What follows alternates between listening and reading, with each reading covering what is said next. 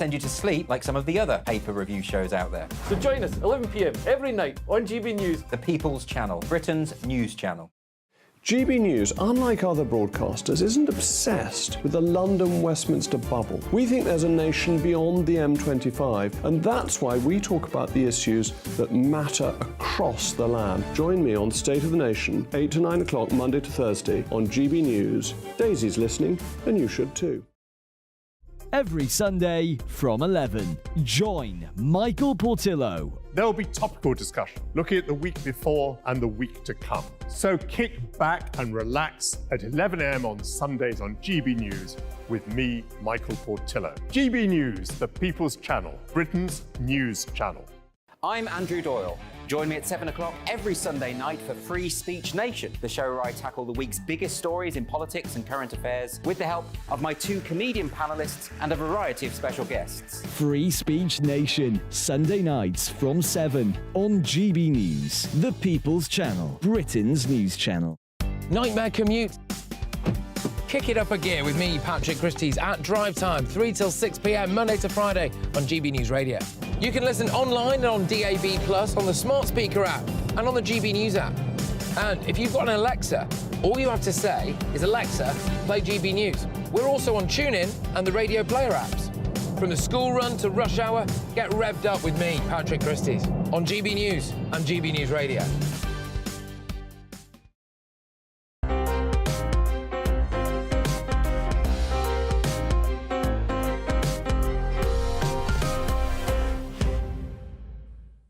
Good morning and welcome to Sunday with Michael Portillo. Find tranquility after a stormy week with 2 hours of politics, world affairs, theatre and good conversation. A tempestuous week, not least at the ongoing COVID inquiry, where former Downing Street Chief of Staff Dominic Cummings defended a typically expletive-strewn denunciation of Boris Johnson's handling of the pandemic. But the inquiry has faced criticism itself for being more interested in scandalous WhatsApp messages than the substantial questions of whether lockdown worked and was necessary. Elsewhere in politics, Sir Keir Starmer continues to be buffeted by rival forces in his own party over the Israel-Hamas war. I'll discuss all that with our political panel. If, as widely predicted, the Conservatives are ousted from power at the general election next year, how will historians remember their tumultuous 14 years in office since 2010. An early draft of that history has been published by the Daily Telegraph's chief political correspondent, Ben Riley-Smith. He'll be here to discuss his new book, The Right to Rule. It's 4 weeks and a day since Hamas terrorists poured into Israel and slaughtered 1,400 civilians. The ensuing conflict and the Israeli ground invasion of Gaza have dominated the headlines. A month on, I want to look at what has shaped the Western interpretation of events, both culturally and legally. And to do that, I'll be joined by Yascha Mounk, a political scientist at the University of Johns Hopkins, and barrister Natasha Hausdorff. I'll close the first hour with something a little lighter.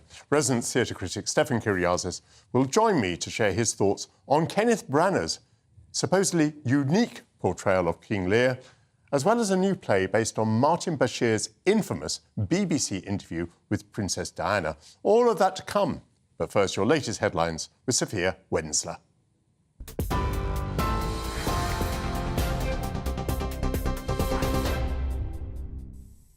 Good morning. It's 2 minutes past 11. I'm Sophia Wensler in the GB newsroom.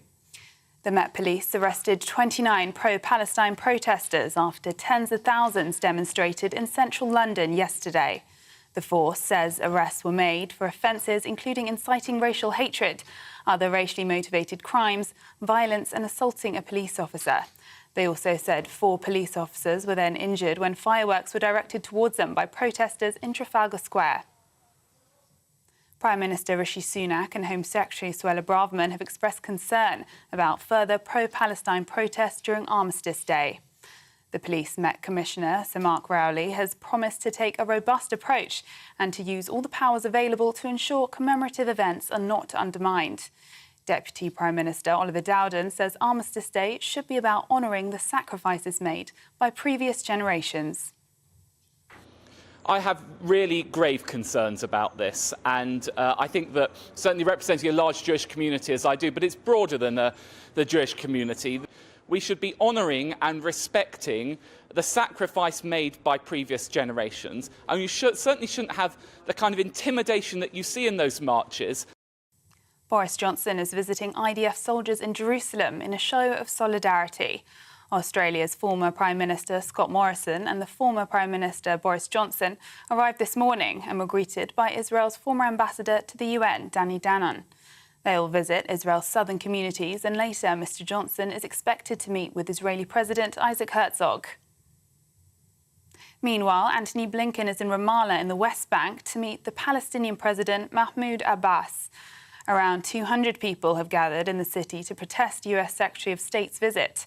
Middle East ministers have been demanding a ceasefire in meetings with Mr Blinken as he negotiates to get aid into Gaza.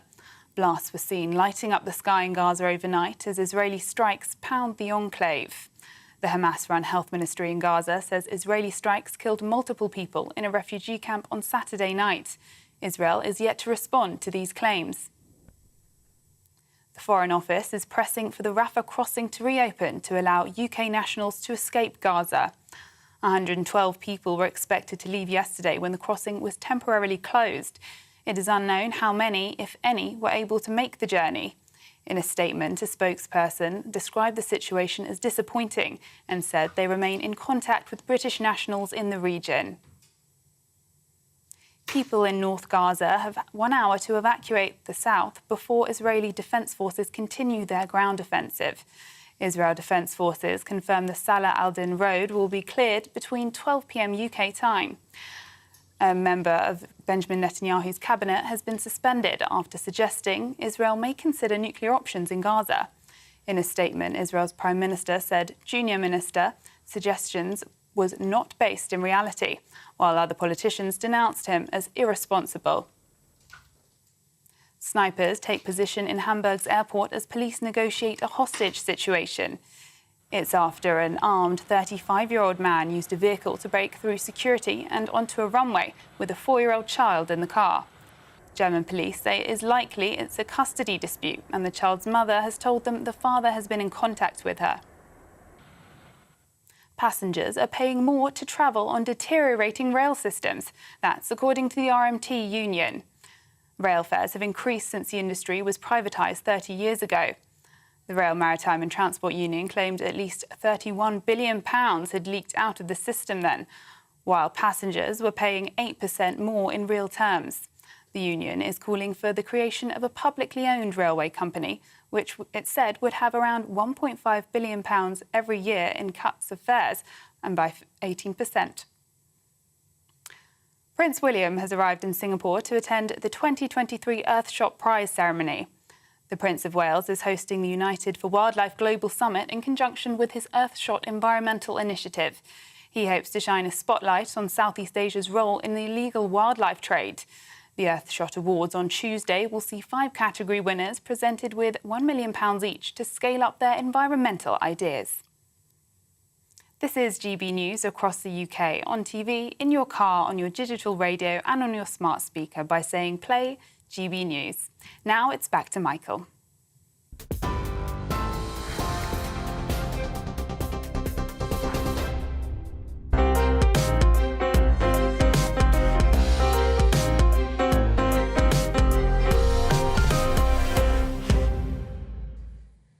Thank you, Sophia Wensler. Talking about the COVID inquiry on a Sunday morning when families are watching is becoming increasingly difficult, as the language used at the inquiry might come from a Martin Scorsese screenplay.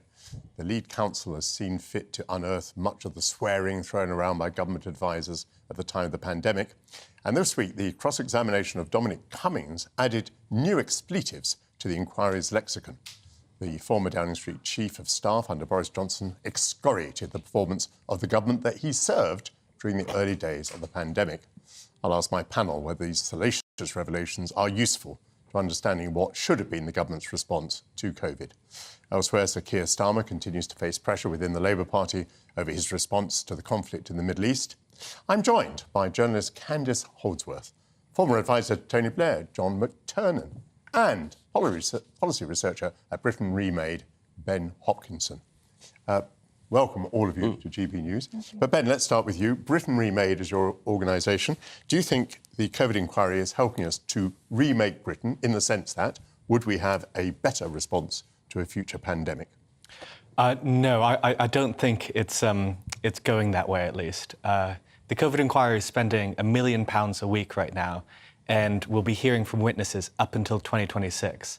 I think it's a bit absurd that it's taking so long to kind of get to the bottom of what was happening during the initial response. I mean, Sweden has already wrapped up their inquiry last year. And the focus of it also seems to be a bit adrift into the petty squabbles that happen within Number 10 and within Westminster, and not about the bigger questions that might be impacting society as we recover from the pandemic and all the disruption that happened. Candice, the bigger questions that Ben refers to, I mean, the bigger questions to me are, should there have been a lockdown? Was it the right thing to do? How can we improve it? Can we test it against alternatives? What's the right thing to do in the future? Do you feel the inquiry is leading us into these areas? No, I don't think so. And I think I'm very struck by the positions of Jonathan Sumption and Carl Hennigan, who are both big critics of lockdown. And looking at the inquiry, you know, Carl Hennigan having taken part in the inquiry, he doesn't think that's within the scope of the inquiry at all. It's more, should we have locked down faster and should we have locked down harder? And it's trying to find out who didn't do that. It's not really looking at whether lockdown was the right policy in the first place. In terms of all the squabbles, you could say it's a distraction, but I actually think it's very useful to understanding what sort of workplace it was during that time and why maybe other voices weren't heard. I mean, I think in particular, Dominic Cummings comes across as a very domineering voice. And, you know, he was very distrustful of Boris Johnson's approach, who liked to consult various different people. I'm not saying that's a perfect approach, but you could see people weren't really working together and appreciating what each was bringing. It was sort of one way. And he did get his way, I think. John McTernan, you used to advise Tony Blair, and he was criticised for having a sort of sofa-oriented government, where he and Alistair Campbell sat down together and very informally reached important government decisions which didn't go through Cabinet, for example. So is the Tony Blair style at the heart of this, do you think? No, I don't think. I think it's the Boris Johnson style that's at the heart of it. And I think one thing about Downing Street, as you'll know from your time as a senior Cabinet Minister, is it shapes itself around the main character and the character of the Prime Minister. And what you see is an extraordinary culture, a culture of cover-up, disrespect, misogyny, lying. And that all has to come from the top. It doesn't come from the middle. It comes from the Prime Minister at the time. So I think you've shown something really deep about Britain, is that how is that behaviour allowed? How is it allowed to continue? Why was there no line that when you crossed it, that the machinery stopped you from doing it? So I think something deep is being shown about what's broken in the systemic nature of our government, which I think Keir Starmer's trying to address with his missions approach to policy. He needs a mission to reform the Whitehall machine as well, and I think the Whitehall machine has shown there's some really good examples of great behaviour, like Helen McNamara actually trying to confront the political side of the operation with the realities of the decision they had to make. And look, I think if Don Cummings had his way and there'd been investment in lateral flow tests, there might not have been a second lockdown. So there's signs there were different ways of doing it, but the Prime Minister was too often missing in action. Imagine not getting a grip. Cameron would have got a grip, Blair would have got a grip, Gordon would have got a grip. There was no grip at all from the Prime Minister. Ben, Candice describes a situation in which the inquiry is set out to ask, in her opinion, by the way, mine as well, the wrong questions. How can it be that an inquiry sets off in the wrong direction like that, do you think? Why has that happened in this case, if you believe that it has? I mean, I think the ways that we tend to do inquiries in general might be a little bit flawed, that they're getting involved with the individual characters, the kind of Dominic Cummings, the Boris Johnsons, and analysing their personalities and the way that they did leadership. And that's the wrong way of thinking about it, because if a future pandemic were to happen, Boris Johnson won't be Prime Minister and Dominic Cummings won't be a senior advisor. But it's not just the distraction. I mean, people like Carl Hennigan allege that their evidence has not been taken seriously, that the fundamental question of whether there should have been a lockdown, whether a lockdown was likely to work, it hasn't been addressed. Yeah, no, I think that's completely true. And I think the focus on the kind of initial weeks might be flawed when you could start thinking about why did we end up having a second and a third lockdown. Admittedly, the kind of early nature of it, it's chaotic, it's unprecedented, and it's understandable that mistakes might be made. But there were some key months that we were missing rolling out rapid testing that might have made a difference later on, or learning from the initial experiences of other countries that might not have locked down as hard as we did, that was completely lost. Candice, in response to what John was saying, I would like to mount a sort of defence of Boris Johnson and say that I'm rather reassured that there was a Prime Minister who was not willing to throw all our civil liberties out of the window at the first moment of panic. I mean, here we see a man against forces that were ranged against him. I mean, to me, rather extraordinarily, Michael Gove and Dominic Cummings were convinced about lockdowns from a very early stage. Boris was not, and Boris, after all, was the man carrying the can. And so what I partly see, I mean, I know there was chaos, but what I partly see is a man saying, hey, chaps, we can't throw away centuries of liberty because you've got in a bit of a panic. I agree. That was my impression as well. And people often criticise Boris Johnson for being pragmatic, that he changes his mind. But for me, that's a strength. In a crisis, that's a strength. You actually want someone like that. And I remember in December 2021, when Omicron came out, and many countries were saying it was mild, but there were voices saying, no, we have to be risk-averse. It was sort of the same mechanisms were coming back into play. And he actually took the leap of faith. He did that. He took the leap of faith and he said, I think it's OK. And he loosened restrictions and he was right. And I thought, finally, we're seeing maybe who Boris Johnson is, the approach that he would have taken that we didn't see before. And that was my impression of him. I think a lot of the ways that people criticise Boris Johnson, I thought, no, those aren't weaknesses, those are strengths. Well, and I saw great strength in Tony Blair. I mean, this is counterfactual history. But I have a funny feeling, John, that if Tony Blair had been the Prime Minister, he would also have fought back against the advice. I mean, I think he would have done it probably in a more systematic way than Boris, but he would have said, you know, OK, these are the statistics, but give me more, give me a range of options. The thing that stands out about Boris Johnson's behaviour is he was missing in action. He did not want to chair the Cobra meetings. He was away in Chequers for, 10, 14 days? Inconceivable that Tony would have been missing. Secondly, it's clear Boris doesn't understand statistics. It doesn't, and he just misread things. And that is fundamentally flawed if you're going to be the person who makes the final call. And the thing about Tony, which I agree with you, Tony would have interrogated some things, and my own personal view is Tony would have kept the schools open because of education being so central to his politics. Wow, that would be a big difference. And that's just a gut. I've never discussed it with him. It's just my feeling about the way I know his politics would work through. But the thing about making decisions and making calls is you have to make them. And the evidence keeps coming through that Boris would say one thing and then another thing, then another thing. And that indecisiveness at the centre, that affects everything, and I think that's a problem. Let's turn, Ben, to AI. We need to be fairly brief now, ladies and gentlemen. AI, what do you think could really help Britain to have a strong position in AI? Apart from the summit we've just had, what would really make a difference? Yeah, so I think the summit was a great start to show British leadership on the world stage, but there are a lot of things that we can do to make the kind of words that were said a reality. Main one would be allowing us to build lab space near our world-class universities. Too often they're constrained by the planning system. Another is making energy cheaper through building more cheap renewable power that would allow us to power the large data centers and large language models needed to make AI a reality in the UK. Candice, do you have a thought on that? I do, and I think that, Rishi Sunak says we want to be a leader in the regulation of AI. I'd say we also want to be a leader in the innovation and bringing the two together. And I think a lot of that will have to do with the education system, positioning children for the jobs of the future. I like that Rishi Sunak places emphasis on science and maths. I think that's going to be key. I also think things like tax breaks for companies that are spending a lot of time doing research before they're profitable. John, what's your comment on the AI summit? Because I know you've got something disobliging to say.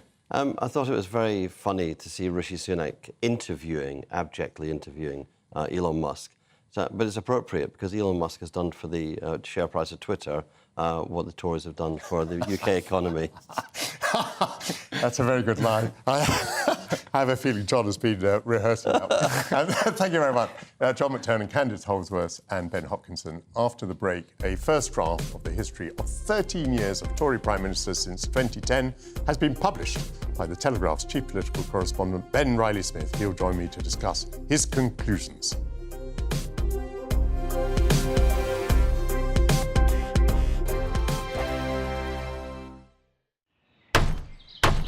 Who is it? We're here for the show.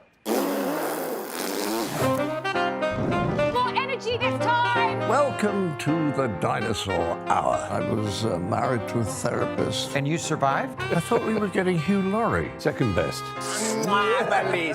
You interviewed Saddam Hussein. What's that like? I was terrified. I'm playing strip poker with these three. Oh! No, thank you.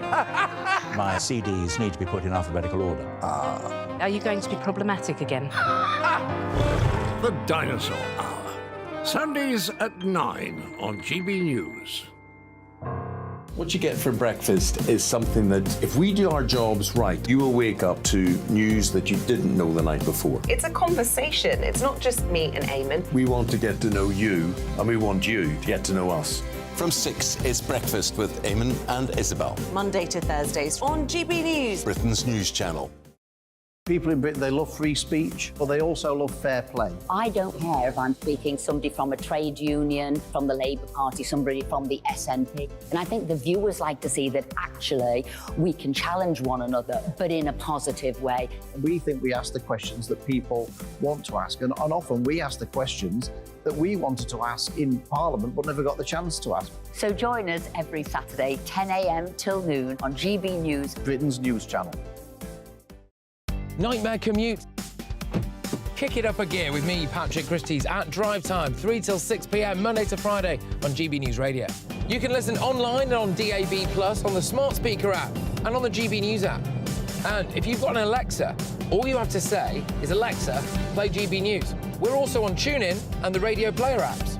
From the school run to rush hour, get revved up with me, Patrick Christie's, on GB News and GB News Radio.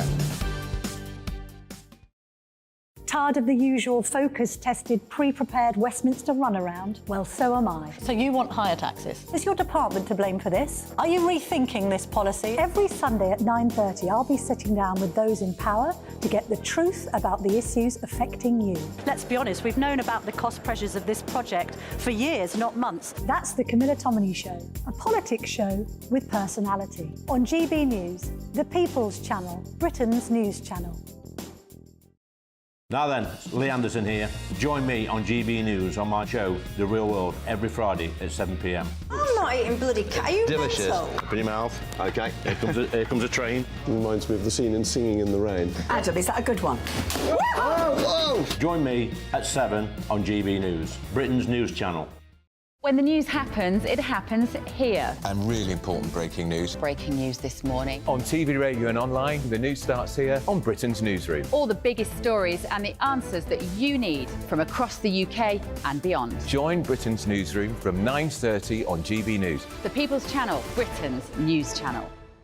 GB News, unlike other broadcasters, isn't obsessed with the London-Westminster bubble. We think there's a nation beyond the M25, and that's why we talk about the issues that matter across the land. Join me on State of the Nation, 8 to 9 o'clock, Monday to Thursday, on GB News. Daisy's listening, and you should too.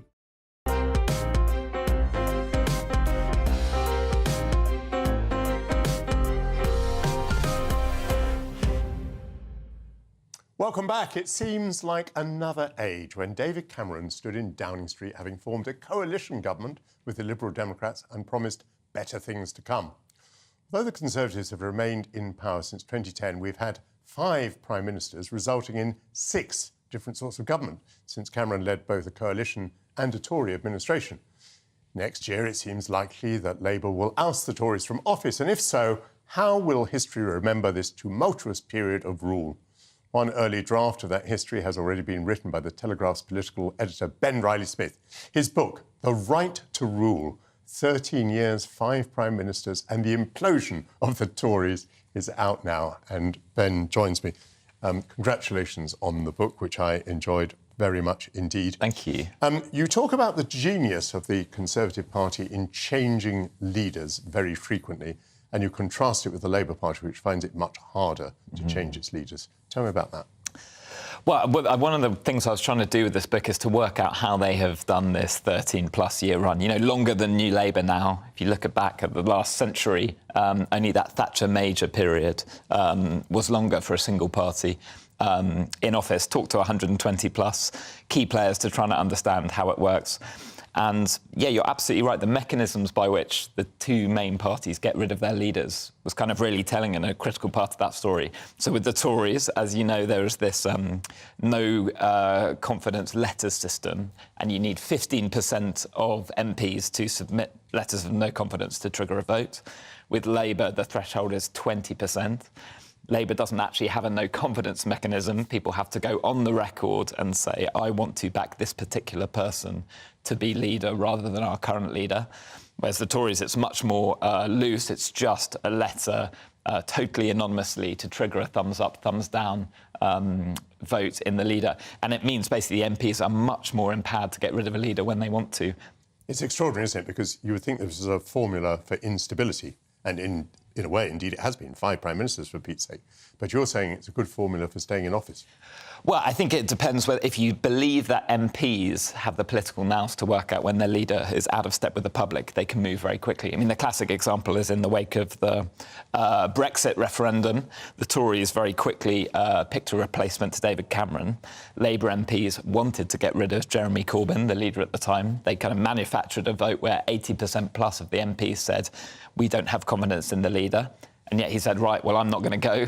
There was eventually a contest that was triggered and he was voted back in by the members. So Labour MPs fell out of confidence with their leader but couldn't get rid of him. You'd never have that situation with the Tories. Well, of course, when the Tories were dealt up by their membership in the country, as it were, the wrong Prime Minister, they got rid of her within, what was it, 43 days? 49 days. 49. She resigned after 45 days. Yeah, I mean, so supporters of the system say, look, we realised an error had been made. We moved very swiftly to get rid of her.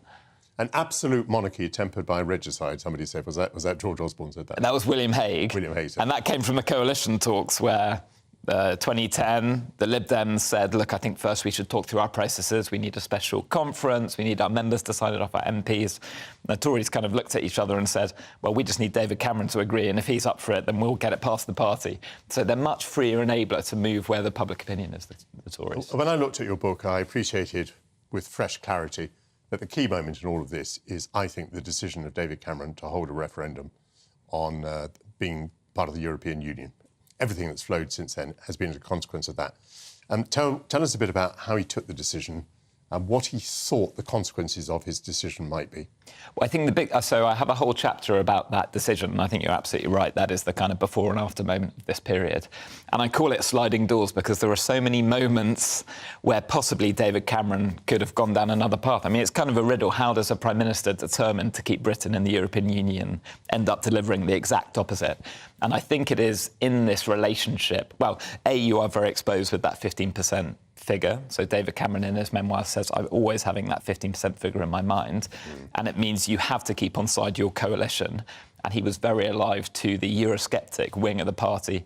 So if you go all the way back to 2005 and when he ran for leader, he agreed to pull the Tories out of this EPP, this European Parliament collection they were in, because that was what the Eurosceptics were demanding. And then in the years that come, there were a number of points when he said, look, I'm getting pressure from my Eurosceptics. Why don't I give them a bit of the red meat thereafter and hopefully it will calm down? And that kind of ratchets up and ratchets up and ratchets up. And I suppose in the end they thought, look, to somehow win the 2015 election, UKIP is surging with a very clear, simple message of getting out the EU. So why don't we offer a referendum in the hope we'll win it, keep my coalition together for 2015. If we get to that point, we'll win the referendum. I would have kind of burst the bubble of the Eurosceptics. Do you think he thought that the Conservatives would have a majority after 2015, or might he have thought conversely that he was unlikely to have a majority and therefore that he could make the promise because he wouldn't have to deliver it if he had a new coalition government with the Liberal Democrats? Well, that is the accusation made against him, and some senior European political figures are on record saying, oh, this is what David Cameron was saying. I put that to him when I interviewed him, actually, and he said, no, that's just not true. Go back to look at what I was saying in the campaign. It was so clear that it was a red line and we wouldn't have been able to negotiate ourselves around it. But actually, George Osborne, I think, thinks it could have been possible to push it back and push it back and push it back after winning a majority. And the Lib Dems, I talked to Danny Alexander, and they said, look, we wouldn't have signed up to another coalition unless they got rid of it. So that one's up for debate. Are there precedents for a government following entirely contradictory policies? So, I mean, the Tories were the party for Remain, and of course, since the referendum, they've been the party for Leave. Are there many historical precedents for a party pursuing completely opposite policies during a continuous period in office? You know what, you're probably better answering that than me because you understand the Conservative Party's history. Well, I give you one example, but it's not on the same scale. But, you know, we introduced the poll tax as our flagship policy and abolished it within the same parliament. Yeah. And that's pretty unusual. But, of course, the consequences of leaving the European Union are so broad. I suppose, you know, you'd have to think about the Corn Laws or something like that for the breadth of impact. But I think basically it doesn't really have much of a precedent. I suppose you could say that the Tories were at one time the appeasers during the 1930s, and then they become the party of war. That might be a sort of equivalent. And I suppose there are smaller U-turns. I mean, the one that's thrown at them recently is you are supposed to be the party of low tax, and yet this parliament has been the biggest tax-raising parliament of any since the Second World War. And they would say, oh, because of COVID, and we had to step in, and this huge fiscal support for the economy. But saying one thing and doing another, I suppose, on a looser sense, is quite common. Very briefly, have you been surprised by the amount of strife within the party that you've discovered? I mean, this party is now characterised by internecine strife, isn't it? Yeah, well, one thing that really struck me talking to all these politicians is just how deep the pain is from various different camps. I mean, there's real visceral dislike when you talk to the Boris camp or the Liz Truss camp about the Rishi Sunak camp.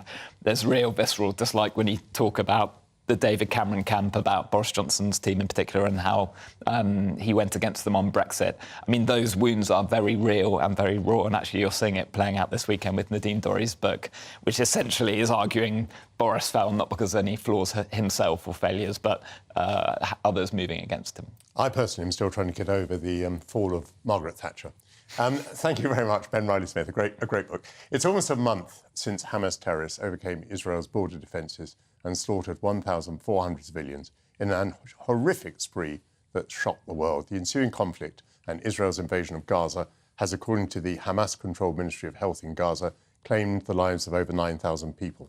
As is ever the case when Israel goes to war, it must keep an eye on the response of Western governments and voters. So it's an opportune time to examine that Western response, both cultural and legal. And to do that, I'm joined by political scientist Yasha Munk, who's in Paris, and later I'll also be talking to barrister and legal director of Lawyers for Israel, Natasha Hausdorff. Yasha, may I come to you first? You began an article recently in which you were saying that in 2001, when the World Trade Center was hit by those planes, where there was that terrorist outrage, the world joined together in horror, and around the world we said we are all Americans today.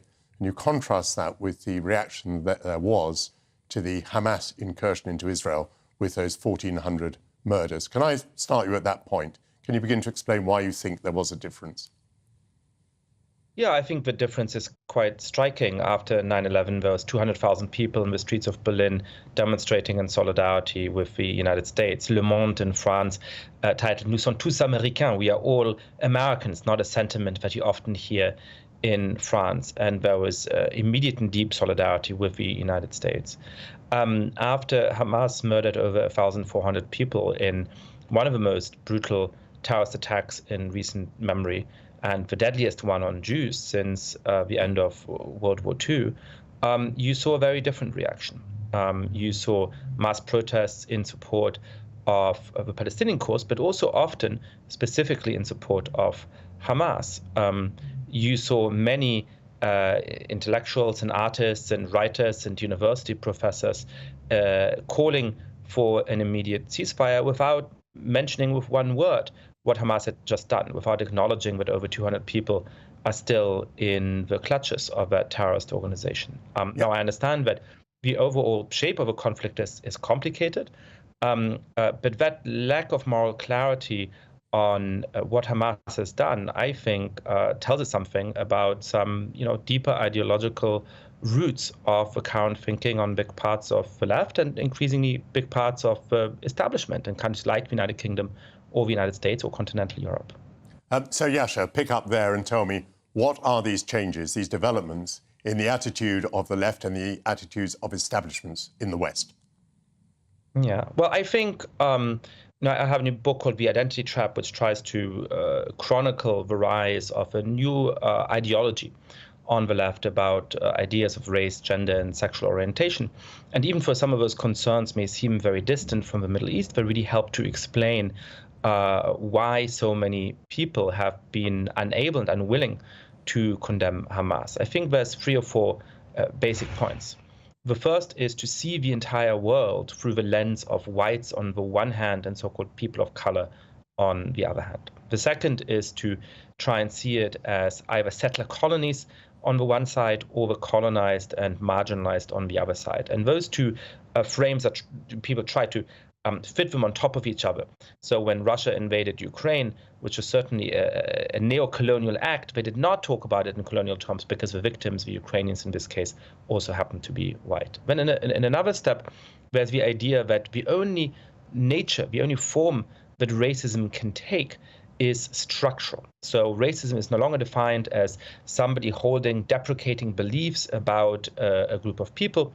It is the structural disadvantages that members of oppressed minority groups face. We've abolished the more traditional idea of racism. And then finally, there's the idea that because identities intersect, because people might experience oppression on the basis of more than one identity group at a time, any good activist, anybody who's part of a juste milieu, must oppose all forms of oppression at the same time, and they must differ in the interpretation of the oppression that people experience to particular marginalized groups. So all of that is then applied in a really simplistic way to Israel. People assume that Jews are white, even though that's not the case. They assume that Israel is a settler colonialist society, even though the analogy to the history of the United States or Australia is deeply misleading in important ways. They derive from that the idea that when people kill Israeli civilians, that can't be racist because it is so-called oppressed people of color fighting back against white oppressors. There are no innocent civilians in Israel, supposedly, even when they are 2-year-old toddlers. And then the idea is that we have to stand in solidarity with that. If you want to be a good feminist or good environmentalist or an artist who is respected by their colleagues. Yasha, that is an absolutely fascinating analysis. Thank you very much for joining us. So Natasha Hausdorff is now here with me in the studio. Now, you believe that one of the things that has been used against Israel, that an idea that has been formulated, is a growing concept that there is illegality in the way that Israel operates. And you see this as an abuse of international law. Do you want to introduce me to your idea? Certainly, I'd be happy to. And I think actually it complements what we've just heard from Yasha in that international law and in particular a concept of lawfare, which has developed certainly over the last decade, is being used to supplement the agenda that we've just had unpacked for us. So lawfare is the abuse of law, often for political purposes, as in the case here. And where international law is concerned, it's unfortunately far more susceptible to being abused and being misrepresented for 2 reasons. One, it is more political in nature than, say, the domestic legal systems, which lawyers are well versed in. But the other, of course, is that it is in and of itself influenced by politics and by international relations. And this process, as I identified, is certainly nothing new. Even in 2011, there was an infamous op-ed by Mahmoud Abbas, the president still of the Palestinian Authority, in which he specifically called for the internationalization of this conflict as a legal, not just a political matter. And that was the president of the Palestinian Authority's declaration of lawfare against the State of Israel.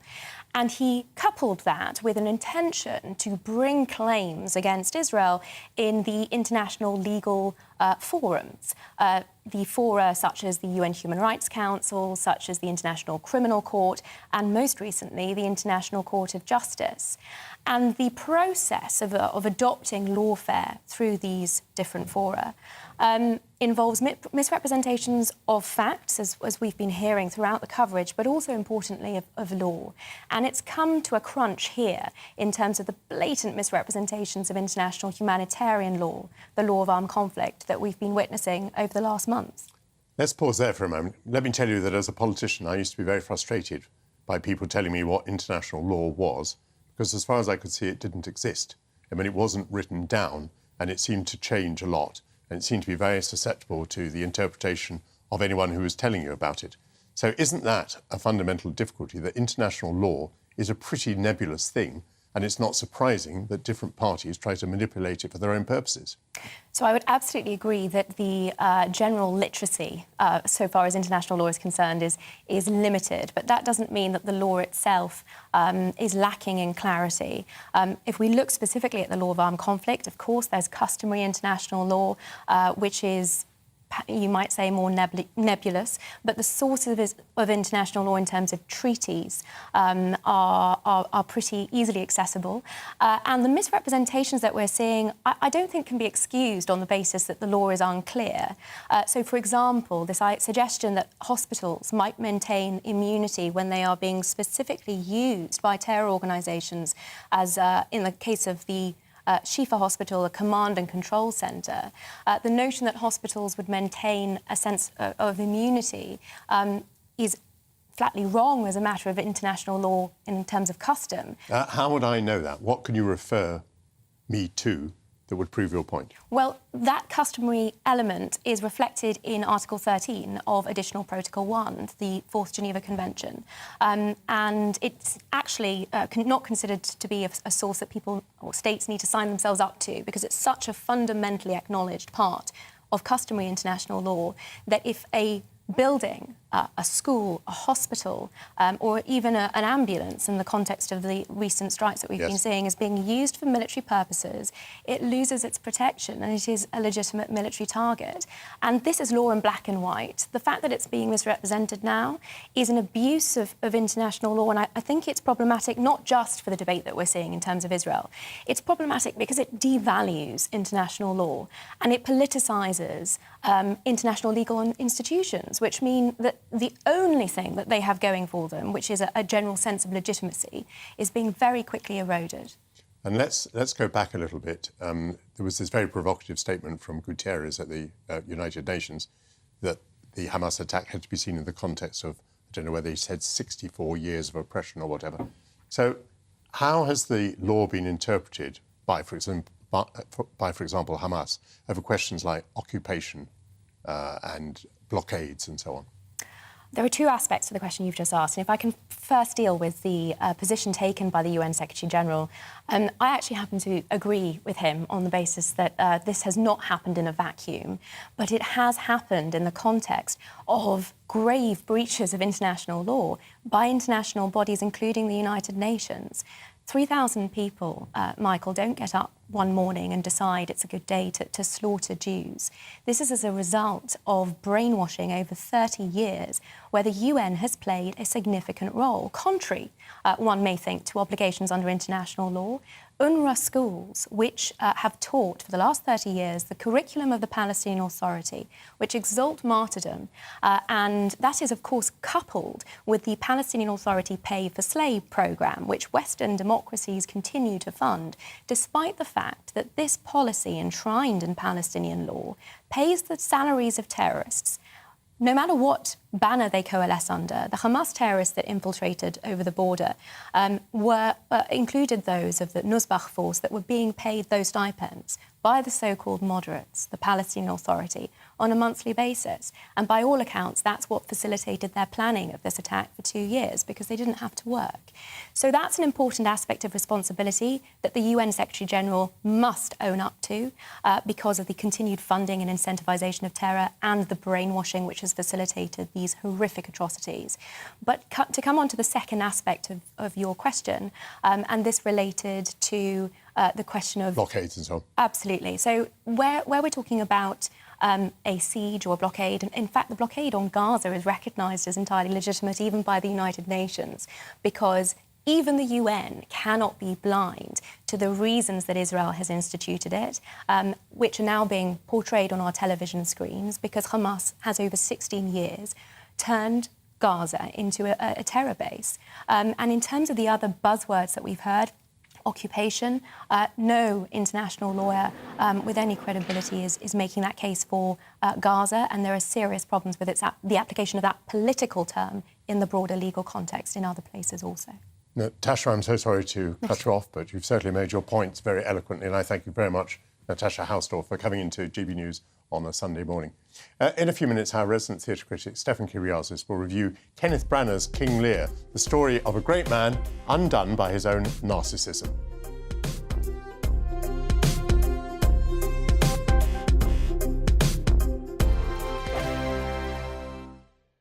In a world of dull and predictable radio and TV shows. Oh, hi. On Mark Dolan tonight, we've got big guests. We drill into the big stories of the day. The show adds up to a brilliant listening and viewing experience. Mark Dolan Tonight is the most entertaining current affairs show ever, and that's a fact. Join me, Mark Dolan, Fridays and Saturdays from 9, Sundays from 10. Only on GB News, the People's Channel, Britain's news channel. There's only 3 people you can trust in life. Your doctor, your lawyer, and your nana. I'm not sure. So join me, Nana Aquare, at 3 p.m. every Saturday and Sunday, where we discuss the biggest topics of the weekend. Be ready for battle. Could you be quiet? What is this? It's my new teeth. It's your new teeth. I don't bite. Well, not without a good reason. Always honest, always fun. Every weekend at 3 p.m. on GB News, the People's Channel, Britain's news channel.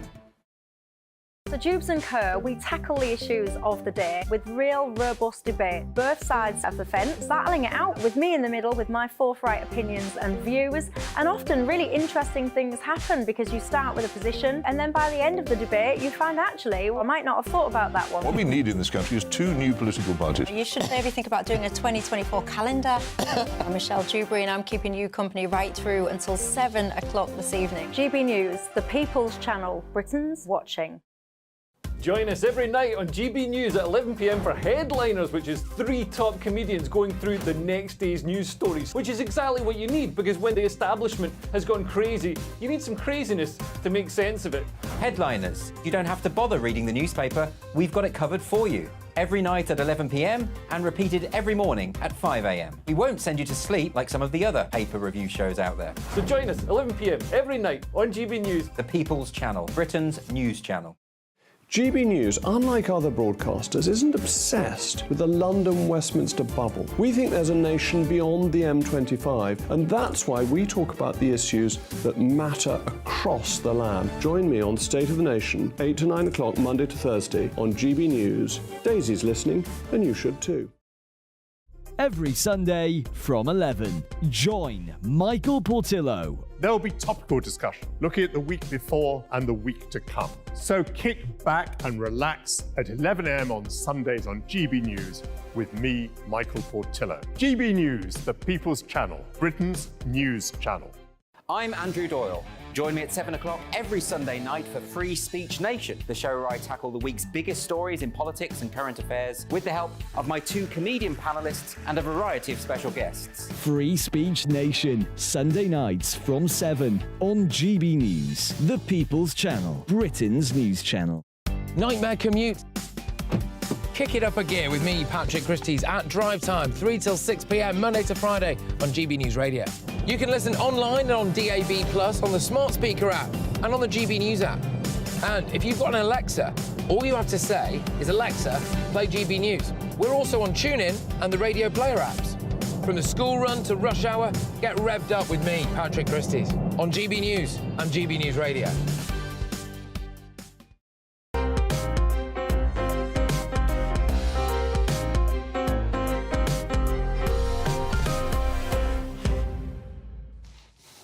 Welcome back. Thou shouldst not have been old till thou hadst been wise, says the fool to King Lear.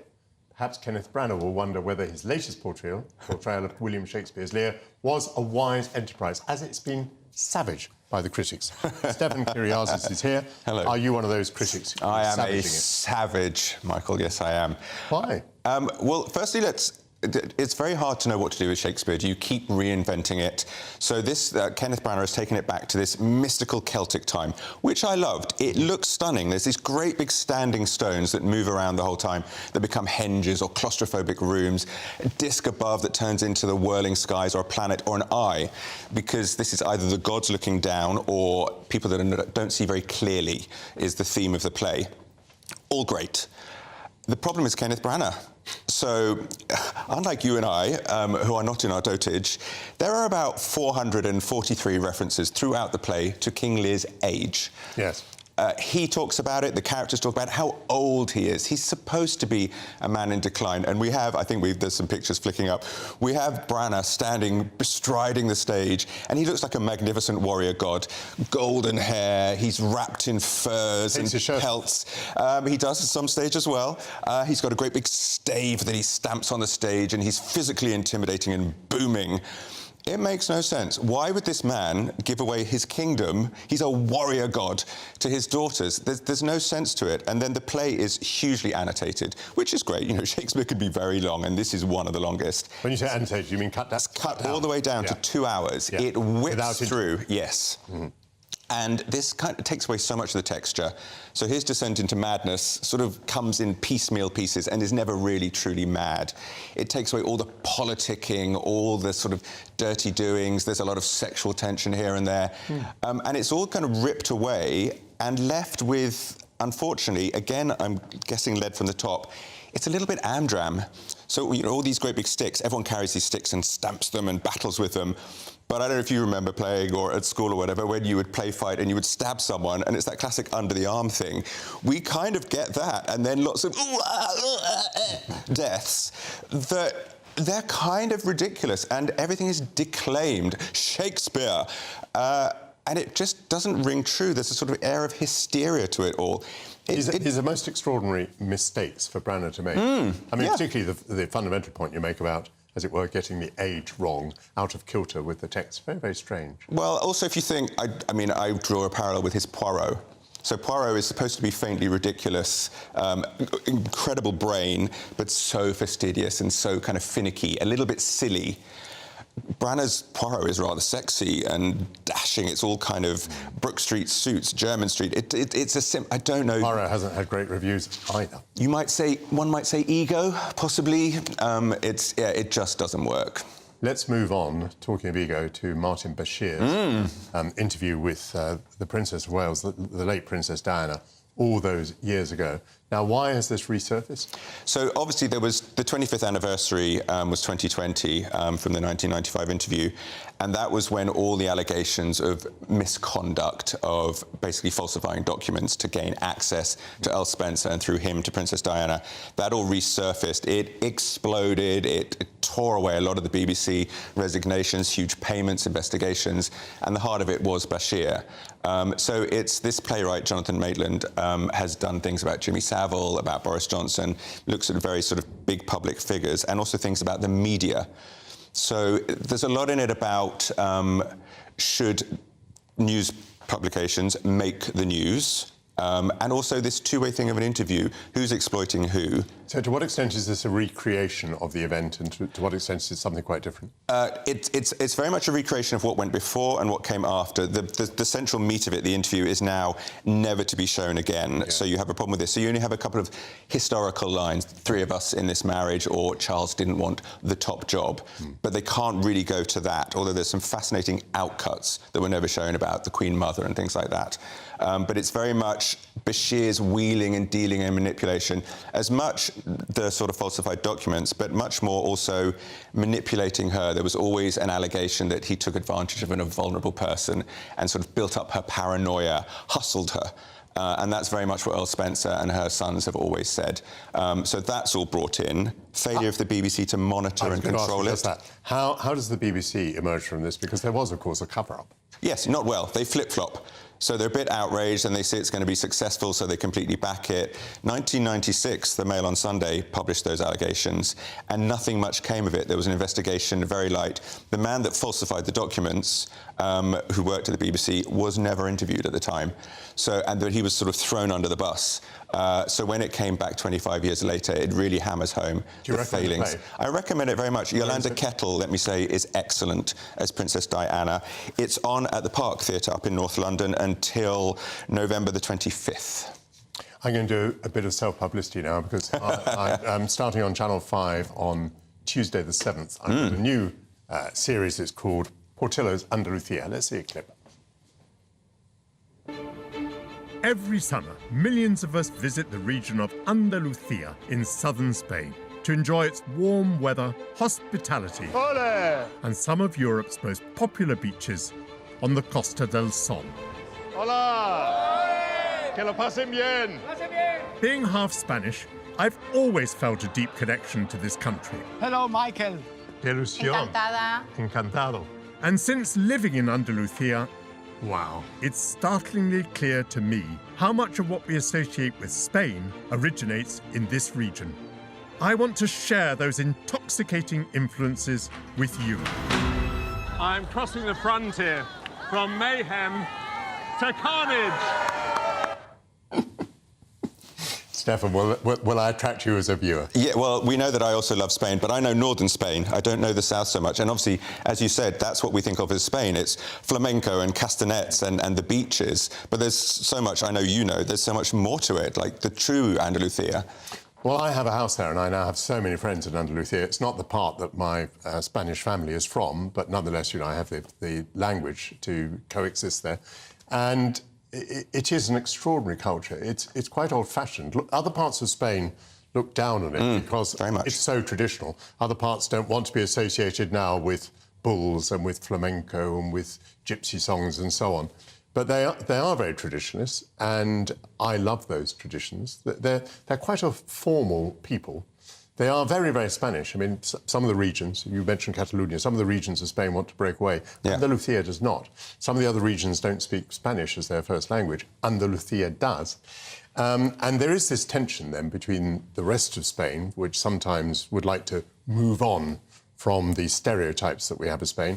But I thought it was well worth taking people, actually, literally to the home that I have in Andalusia and explaining to them what makes the people tick there. Well, I've always been dying to go, but also I love all the Moorish influences as well. There's so many other things going on. It's so textured again. There's much more. I'm Catalan, that's where I studied, and yes, they look down very much, and I think that's a real shame. I'm very big on the layered history which you see everywhere. Thank you for talking about that and also for talking to us about theatre. That's Stefan Kyriazis. That's it for the first hour of the show. Do not alight here, please, as I'll be back in just a few minutes and we can travel further together. I'll take a look at some medieval true crime as for the first time, interactive maps document 14th century murders in a city near you.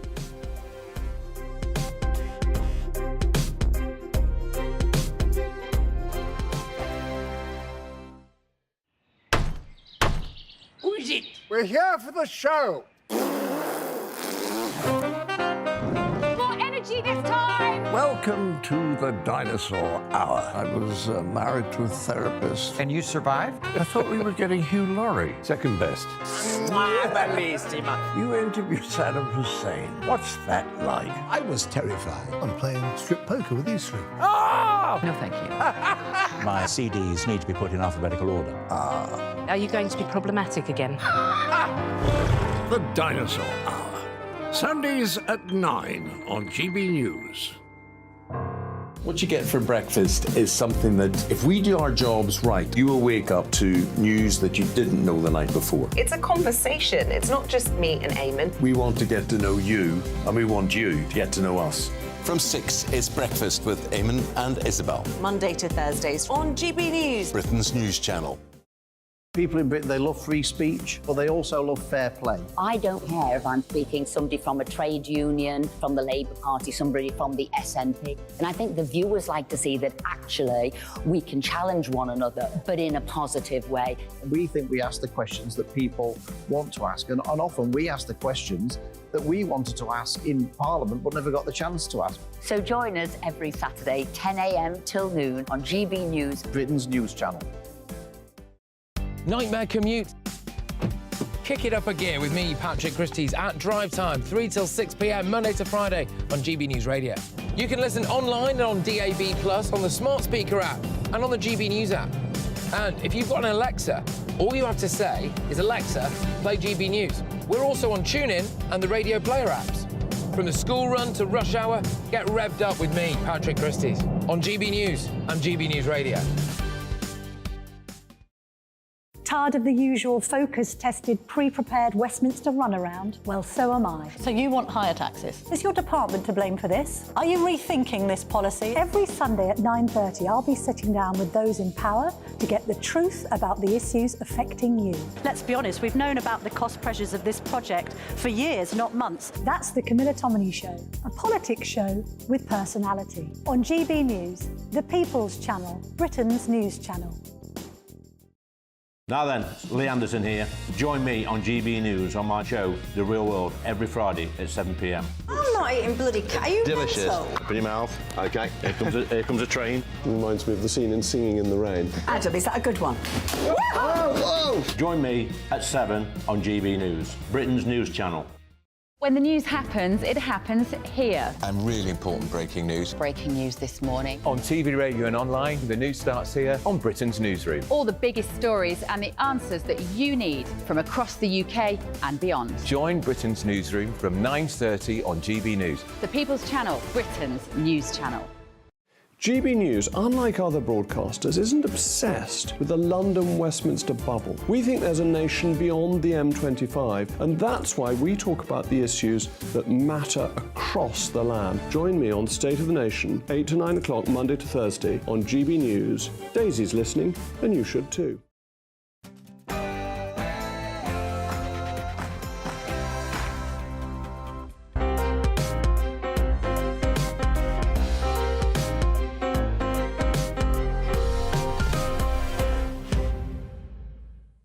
Hello and welcome to the second hour of Sunday with Michael Portillo. Cosy yourself on this wintry afternoon with a warming broth of arts, culture and good debate.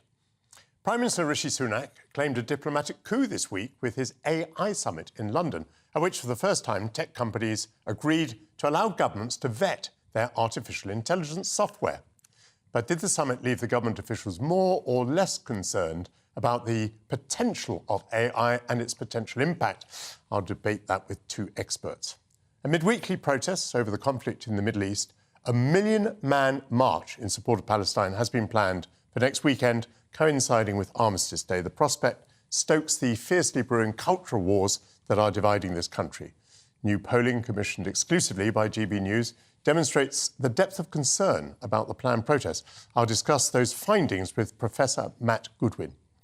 As the conflict in the Middle East continues to provoke reactions around the world, exactly a week ago, shocking scenes emerged from an airport in Dagestan in southern Russia, where a 1,000-strong mob stormed the terminal building, hunting for Jewish passengers arriving on a flight from Israel.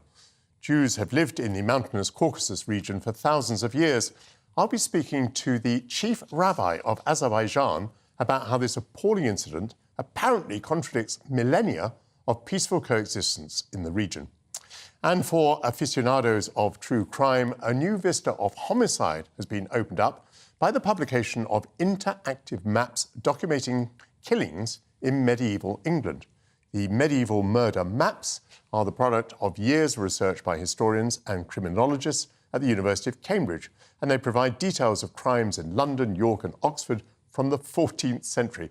I'll be joined by the man behind the project. All of that to come, but first your news headlines with Sophie Winsler.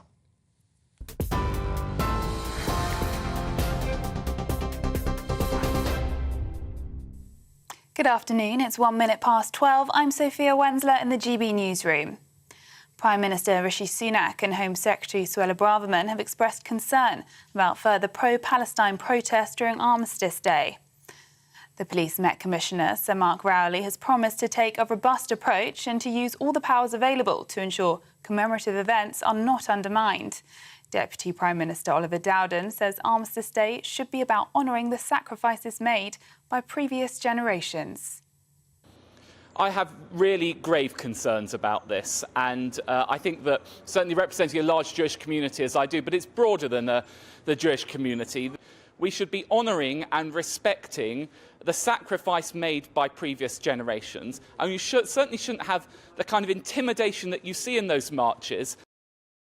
Meanwhile, Shadow Defence Secretary John Healey said we live in a democracy and must balance the right to protest. It's an operational decision for the police.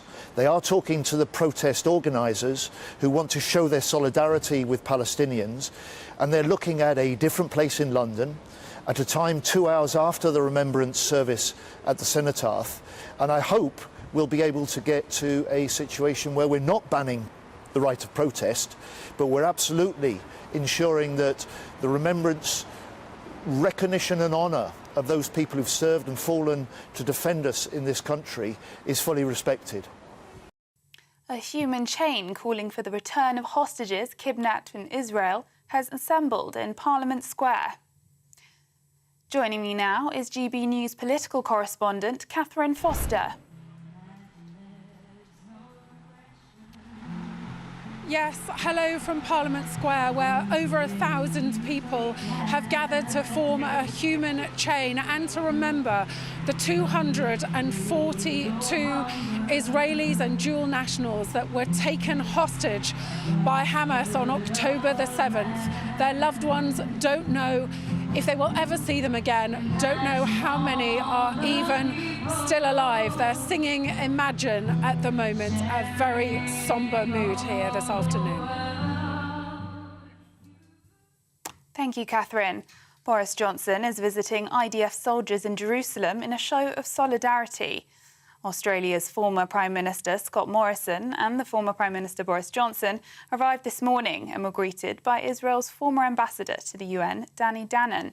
They'll visit Israel's southern communities, and later Mr. Johnson is expected to meet with Israeli President Isaac Herzog. Meanwhile, Antony Blinken is in Ramallah in the West Bank to meet with Palestinian President Mahmoud Abbas. Around 200 people have gathered in the city to protest the US Secretary of State's visit. Middle East ministers have been demanding a ceasefire in meetings with Mr. Blinken as he negotiates to get aid into Gaza. Blasts were seen lighting up the sky in Gaza overnight as Israeli strikes pound the enclave. The Hamas-run health ministry in Gaza says Israeli strikes killed multiple people in a refugee camp on Saturday night. Israel is yet to respond to these claims. The Foreign Office is pressing for the Rafah crossing to reopen to allow UK nationals to escape Gaza. 112 people were expected to leave yesterday when the crossing was temporarily closed. It is unknown how many, if any, were able to make the journey. In a statement, a spokesman described the situation as disappointing and said they remain in contact with British nationals in the region. The window for civilian evacuations from North Gaza to south has now closed. Israel Defense Forces opened the Salah al-Din road for 4 hours today to allow people to get to safety before the IDF resumed its offensive. A member of Benjamin Netanyahu's cabinet has been suspended after suggesting Israel may consider nuclear options in Gaza. In a statement, Israel's Prime Minister said the junior minister's suggestion was not based in reality, while other politicians denounced him as irresponsible. Snipers take position in Hamburg's airport as police negotiate a hostage situation. It's after an armed 35-year-old man used a vehicle to break through security and onto a runway with a 4-year-old child in the car. German police say it's likely it's a custody dispute, and the child's mother has told them the father has been in contact with her. And Prince William has arrived in Singapore to attend the 2023 Earthshot Prize ceremony. The Prince of Wales is hosting the United for Wildlife Global Summit in conjunction with the Earthshot Environmental Initiative. He hopes to shine a spotlight on Southeast Asia's role in the illegal wildlife trade. The Earthshot Awards on Tuesday will see 5 category winners presented with £1 million each to scale up their environmental ideas. This is GB News across the UK, on TV, in your car, on your digital radio and on your smart speaker by saying play GB News. Now it's back to Michael.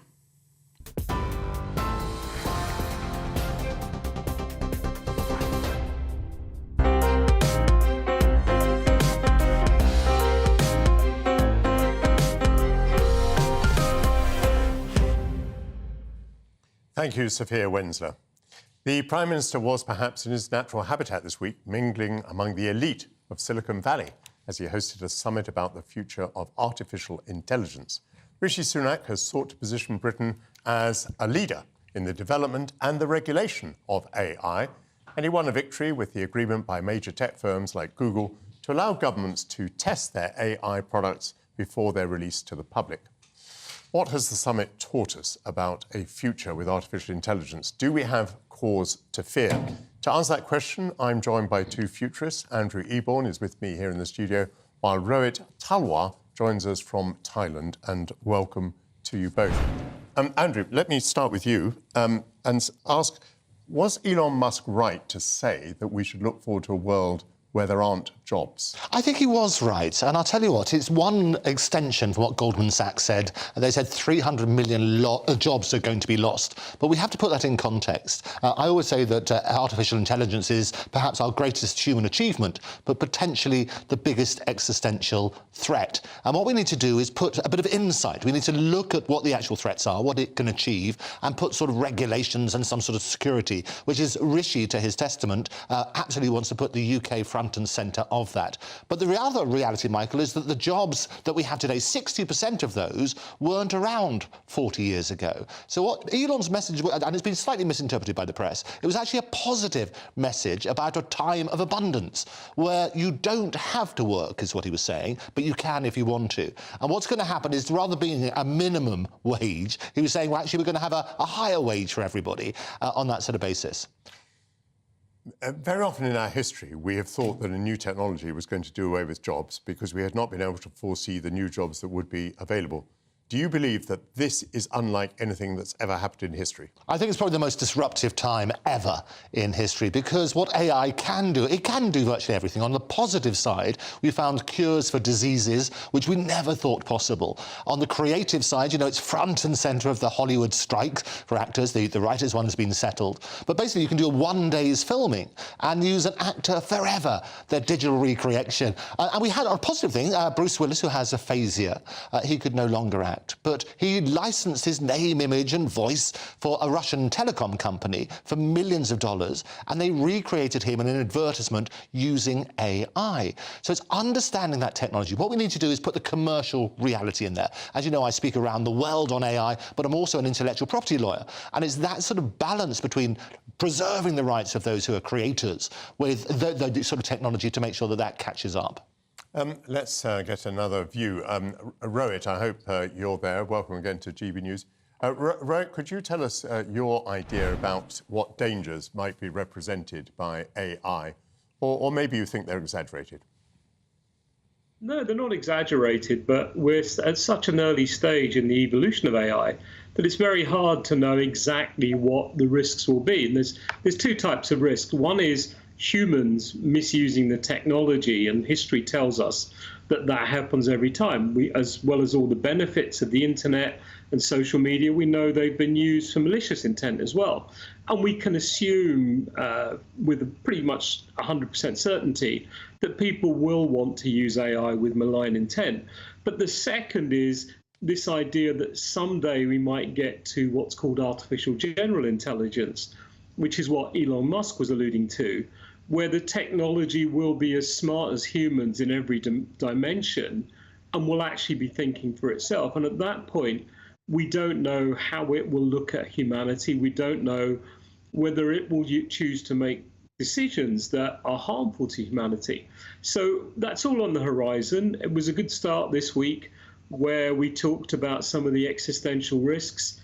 I think some of the things lack a bit of substance, like the idea that with the trillions of dollars that Amazon and Google and others have poured into AI, somehow governments will be able to really effectively test that. I think you will need super smart AI to test this AI, and our government doesn't have that. No government has that as yet. And the second part is there were a lot of very fine words about risks and the need to evaluate risks more and to look at where we could do things in regulation and to collaborate where possible. But there was no real concrete action in the same way as we have global agreements on things like nuclear weapons and cloning. We need some sort of agency globally that's going to guide this. And there was a walking away from that this week because every country involved sees a massive competitive opportunity with AI. And so no one is going to vote to restrict it in the short term. Rohit, I don't personally have a great deal of faith in government regulation. You've made the comparison there with nuclear weapons, and it's true that we've gone through a very long period in which they've not been used, although probably I would argue that it has been mutually assured destruction, which has probably been the biggest factor there. Obviously, there have been safeguards like hotlines put in between the Kremlin and Washington and so on. Is there really any hope that governments could regulate AI with the extent of the threat that you've already described? I think trying to catch up with the tech is going to be hard, but the good thing is, unlike the internet and social media, where we're always trying to regulate after the effect and not being able to really deal with it effectively, I think now we have the chance to regulate in advance and to think about not every possible outcome, but certainly in terms of the way it's used and a number of aspects of AI, we could do some reasonable regulation and then evolve that over time as the technology evolves. So we're not going to make it perfect, but I think we could do a lot. And if Rishi wants the UK to be at the in the lead of this, then A, we're playing catch up with the EU, which already has an AI Act. But B, we need to start doing something tangible that shows that in law, we're putting in place protections. And I think the big protections that we really want right now are around you and me and our use and the use of our data and securing both who can access our data and then how they can use it using AI. And I think that's an area where we could do a lot right now. And it doesn't matter how the AI evolves. If we put those protections in place, society will feel a lot more comfortable about AI going forward. That's a really useful, concrete example. Andrew, you've talked cheerfully about this world without jobs, without work. I'm one of those people who rather defines myself by what I do. We're going to need a lot of change in human beings, I think, to adapt to that world. You're absolutely right. Both Elon and Rishi said you need to have a purpose in life, which is why they're saying you can have a job if you want to. So the question is what sort of job you would have. And that's the thing. When people retire, sadly, the mortality rate goes very quickly, doesn't it? Because you need to have that purpose. So Rishi very positively said, look at AI as a co-pilot with what you do. It makes your work a lot easier. It gets rid of the mundane tasks and makes you more efficient as an individual.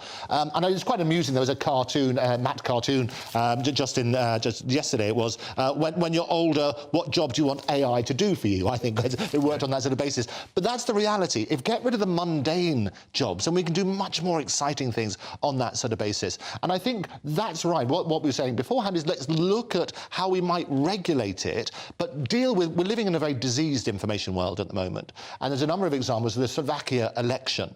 And what happened there was a fake audio recording that was out from one of the candidates, and it may have influenced the election that they lost as a result of it. And Rishi mentioned basically about elections, obviously in the US, in India, in Indonesia, and possibly the UK, he said, next year. And they're very concerned about the spread of disinformation and using AI on that sort of basis. So we need control. We need to make sure that we can work out what those risks are, and to basically, as Elon said, it's insight before oversight. And where does all the money come from, Andrew? You said it wouldn't be minimum wage. People would be getting a lot of money. How? Where does the money come from? Well, it's a difference. You go back to the days of bartering, aren't you? So if you solve all sorts of things like crop problems and you solve, I don't know, weather, all these sort of things which they've suggested, AI could be brilliant at doing. You solve diseases, with massive expenses on that sort of basis. Then that's what happens. That'd be a different sort of economy, I guess.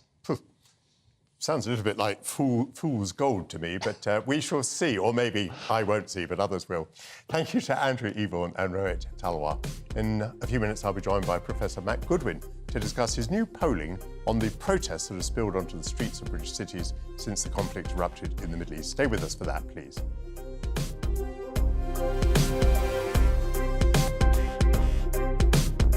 Hello there, I'm Jonathan Vautry here with your GB News weather forecast provided by the Met Office. Generally, east is best for any bonfire night celebrations you're attending this evening. Eastern areas will hold on to largely dry conditions and clear intervals throughout. But in the west, we do have some showers to watch out for, particular focus across parts of northwest England. They'll be around the Bristol Channel Way as well. It's the second half of the night beginning to fringe into parts of Sussex and Kent as well. But generally still a lot of dry, clear conditions around, and underneath that some mist and fog will form, and it will also turn quite chilly, particularly for eastern Scotland, where we certainly can expect some frost to develop. As we head into Monday, it is overall another day of sunshine and showers. Those showers most frequent in the west once again, could be heavy at times, maybe with some thunderstorms and some hail as well. Still some sunshine in the mix, but the most prolonged sunshine will be for eastern areas, but a few showers just beginning to migrate their way across into eastern England later on in the afternoon. A breezy day overall, but temperatures around where we expect them for the time of year, between 10 and 14 degrees Celsius. As we head into Tuesday, it will start off fairly showery once again, but this ridge of high pressure is then going to start pushing its way in across the UK. So the showers will ease off, the winds will turn lighter as well, and into the afternoon, generally, things will turn drier for a lot of areas, and there will be some sunny spells around to enjoy. For Wednesday, though, we start to see a more widespread band of rain beginning to sweep its way in, but into the second half of the week, Thursday, Friday, the showers return once again. Enjoy the rest of your day. Bye-bye. In a world of dull and predictable radio and TV shows. Oh, hi. On Mark Dolan tonight, we've got big guests. We drill into the big stories of the day. The show adds up to a brilliant listening and viewing experience. Mark Dolan Tonight is the most entertaining current affairs show ever, and that's a fact. Join me, Mark Dolan, Fridays and Saturdays from 9, Sundays from 10. Only on GB News, the People's Channel, Britain's news channel. There's only 3 people you can trust in life. Your doctor, your lawyer, and your nana. I'm not sure. So join me, Nana Aquare, at 3 p.m. every Saturday and Sunday, where we discuss the biggest topics of the weekend. Be ready for battle. Could you be quiet? What is this? It's my new teeth. It's your new teeth. I don't bite. Well, not without a good reason. Always honest, always fun. Every weekend at 3 p.m. on GB News, the People's Channel, Britain's news channel. So Jubes & Co, we tackle the issues of the day with real, robust debate. Both sides of the fence, battling it out with me in the middle with my forthright opinions and views. And often really interesting things happen because you start with a position and then by the end of the debate you find actually, well, I might not have thought about that one. What we need in this country is 2 new political parties. You should maybe think about doing a 2024 calendar. I'm Michelle Dewberry and I'm keeping you company right through until 7 o'clock this evening. GB News, the People's Channel, Britain's watching. Join us every night on GB News at 11 p.m. for Headliners, which is 3 top comedians going through the next day's news stories, which is exactly what you need, because when the establishment has gone crazy, you need some craziness to make sense of it. Headliners. You don't have to bother reading the newspaper. We've got it covered for you. Every night at 11 p.m. and repeated every morning at 5 a.m. We won't send you to sleep like some of the other paper review shows out there. So join us 11 p.m. every night on GB News. The People's Channel, Britain's news channel. GB News, unlike other broadcasters, isn't obsessed with the London-Westminster bubble. We think there's a nation beyond the M25, and that's why we talk about the issues that matter across the land. Join me on State of the Nation, 8 to 9 o'clock, Monday to Thursday, on GB News. Daisy's listening, and you should too. Every Sunday from 11, join Michael Portillo. There will be topical discussion, looking at the week before and the week to come. So kick back and relax at 11 a.m. on Sundays on GB News with me, Michael Portillo. GB News, the People's Channel, Britain's news channel. I'm Andrew Doyle. Join me at 7 o'clock every Sunday night for Free Speech Nation, the show where I tackle the week's biggest stories in politics and current affairs with the help of my 2 comedian panellists and a variety of special guests. Free Speech Nation, Sunday nights from 7 on GB News, the People's Channel, Britain's news channel. Nightmare commute. Kick it up a gear with me, Patrick Christie's, at Drive Time, 3 till 6 p.m, Monday to Friday on GB News Radio. You can listen online and on DAB+, on the smart speaker app and on the GB News app. And if you've got an Alexa, all you have to say is, Alexa, play GB News. We're also on TuneIn and the Radio Player apps. From the school run to rush hour, get revved up with me, Patrick Christie's, on GB News and GB News Radio.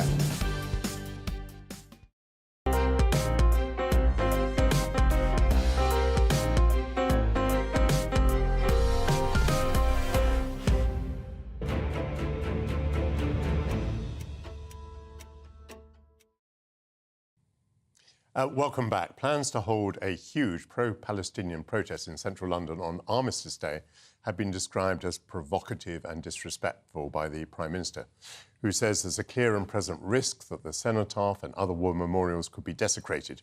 Rishi Sunak has asked the Home Secretary to support the Met Police in doing everything necessary to protect the sanctity of Armistice Day and Remembrance Sunday. GB News has commissioned polling on the planned protest. It found that just 20% of people support the pro-Palestine protests during the Remembrance Day weekend. Almost half of those polls say that they would support banning the protests next weekend. Fewer than a third say that they have confidence in the police to manage marches across the United Kingdom. When asked about whether pro-Palestine marches are a threat to our values, 33% say that they are. And on the question of how they will vote at the next general election, 45% intend to back Labour. To discuss those findings, I'm joined by the co-founder and director of People Polling, Matt Goodwin. Matt, fairly strong feelings about the protest marches over Remembrance Weekend. And do you think that it's Remembrance Weekend which is the vital factor in that opinion? I think that's part of the story, Michael. As you say, we've got 1 in 5 supporting the protests going ahead. We've got a much larger number, almost half the country, saying they think this march should be banned. I think partly this is about the conflict of values over remembrance and then on the other side showing solidarity with Palestine. But I think for many voters, particularly older voters, Conservatives, Brexit voters, working class voters, where the numbers are much higher in terms of the share saying, actually, I don't support this march, I'd like this march to be banned. I think what they feel, Michael, is a sense that their identity and their values, their sense of history, their sense of Britishness is now somehow under attack by these events. So what was going on amongst younger voters in your poll? Yeah, so 18 to 24s are interesting. I've already shown that they're the most likely group in British society to sympathise with the Palestinian side. They're also the least likely, by the way, to view Hamas as a terrorist group. In this particular poll, they are the most likely to say they support the protests, the least likely to say they would like the protests to be banned.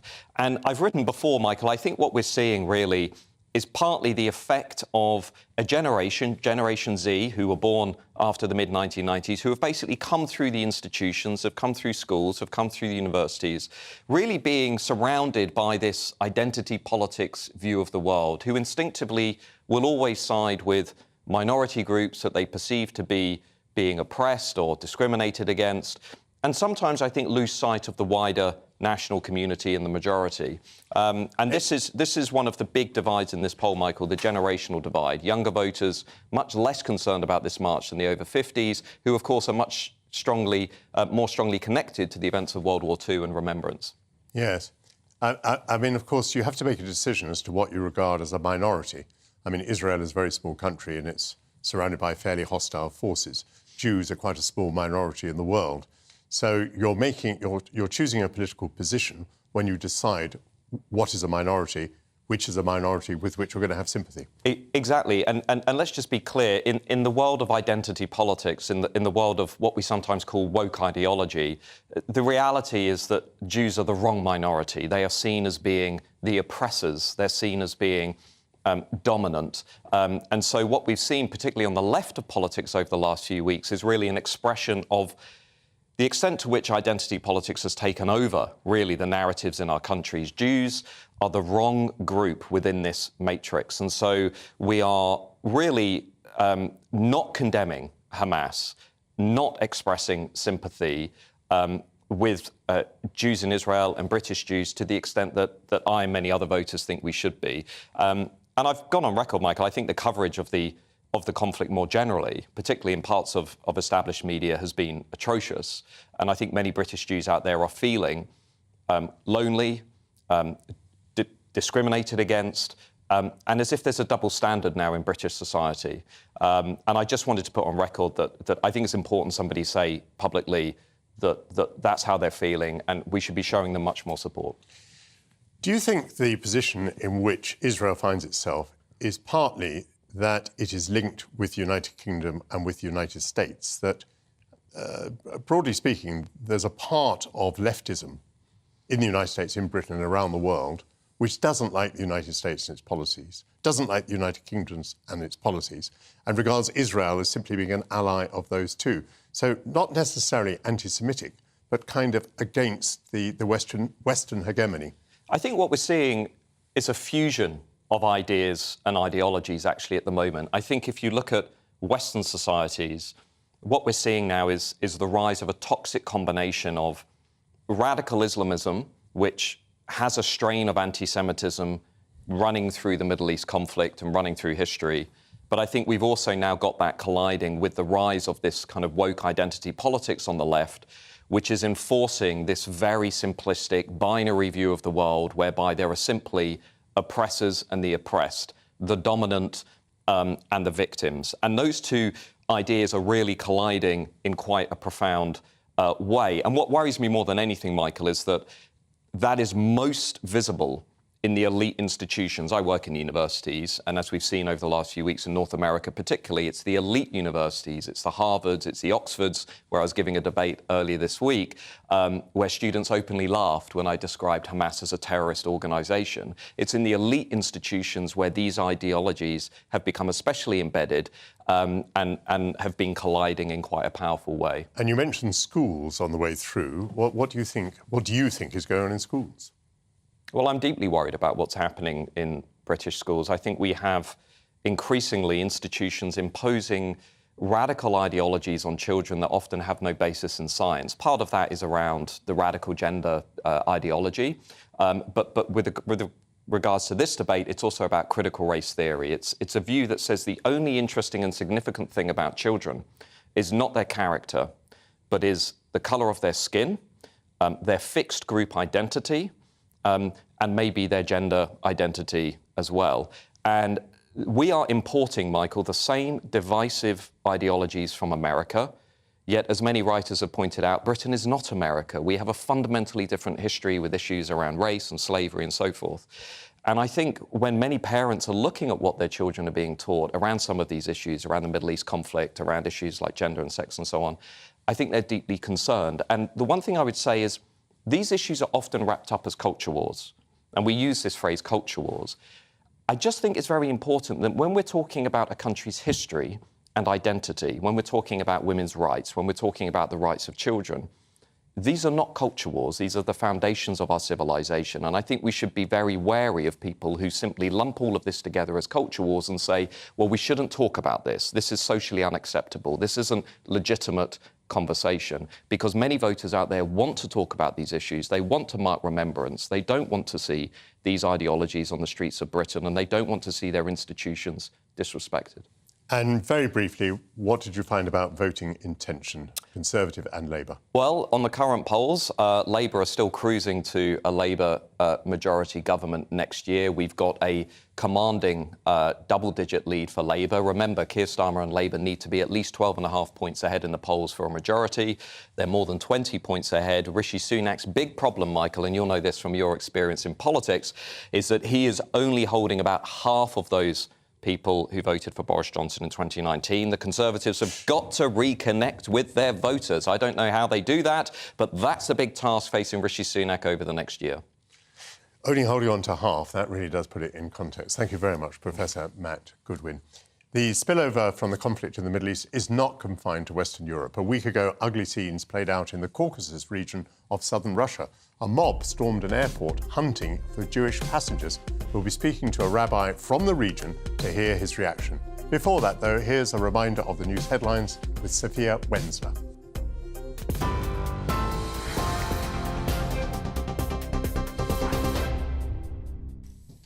It's 12:31. I'm Sophia Wensler in the GB newsroom. Prime Minister Rishi Sunak and Home Secretary Suella Braverman have expressed concern about further pro-Palestine protests during Armistice Day. The Police Met Commissioner, Sir Mark Rowley, has promised to take a robust approach and to use all the powers available to ensure commemorative events are not undermined. Deputy Prime Minister Oliver Dowden says Armistice Day should be about honouring the sacrifices made by previous generations. Meanwhile, Shadow Defence Secretary John Healey says we live in a democracy and must balance the rights to protest. Boris Johnson is visiting IDF soldiers in Jerusalem in a show of solidarity. Australia's former Prime Minister Scott Morrison and the former Prime Minister Boris Johnson arrived this morning and were greeted by Israel's former ambassador to the UN, Danny Danon. They'll visit Israel's southern communities later, with Mr. Johnson expected to meet with Israeli President Isaac Herzog. The window for civilian evacuations from North Gaza to the south has now closed. Israel Defense Forces opened the Salah al-Din road for 4 hours today to allow people to get to safety before the IDF resumed its offensive. A member of Benjamin Netanyahu's cabinet has been suspended after suggesting Israel may consider nuclear options in Gaza.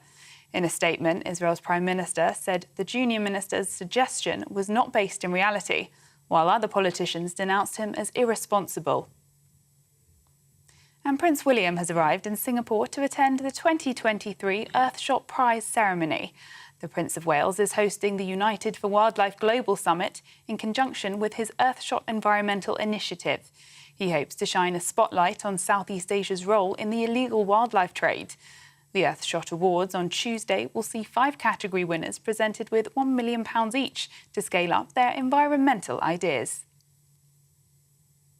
And you can get more on all those stories by visiting our website, gbnews.com. Now it's back to Michael.